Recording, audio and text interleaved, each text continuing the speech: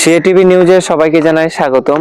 উজান থেকে পানি আসায় চাঁপাইনবাবগঞ্জের পদ্মা নদীর পানি গত কয়েকদিনে পানি অনেক কমেছে, তবে গত কালকে থেকে আজকে যে পানি বৃদ্ধি পেয়েছে হঠাৎ, এই বৃদ্ধি হওয়ার কারণে যে পানির যে ভয়ঙ্কর রূপ সেটি কিন্তু নিতে শুরু করেছে।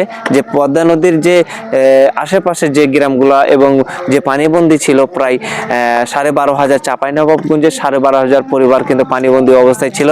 সেই পরিবারগুলো কিন্তু যে বাড়ির আশেপাশে কিন্তু যে পানি প্রবেশ করতে শুরু করেছে পুনরায়, এই অবস্থায় কিন্তু তারা অনেক কষ্টে বসবাস করছে। আমি এই মুহূর্তে অবস্থান করছি চাঁপাইনবাবগঞ্জ জেলার শিবগঞ্জ উপজেলার পাঁকা ইউনিয়ন বগলাউড়ি বাজারের যে ফেরিঘাট দেখতে পাচ্ছেন, এই ফেরিঘাটের পাশে কিন্তু আমি পদ্মা নদীর পাশে কিন্তু আমি অবস্থান করছি।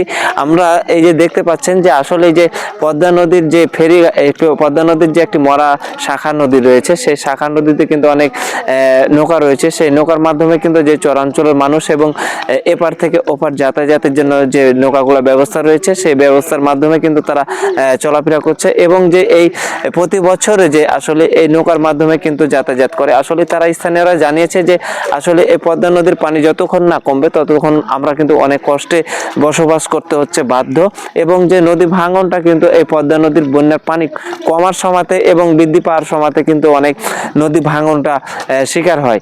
এই অবস্থায় কিন্তু তারা দাবি জানিয়েছে যে স্থায়ী বাঁধ যতক্ষণ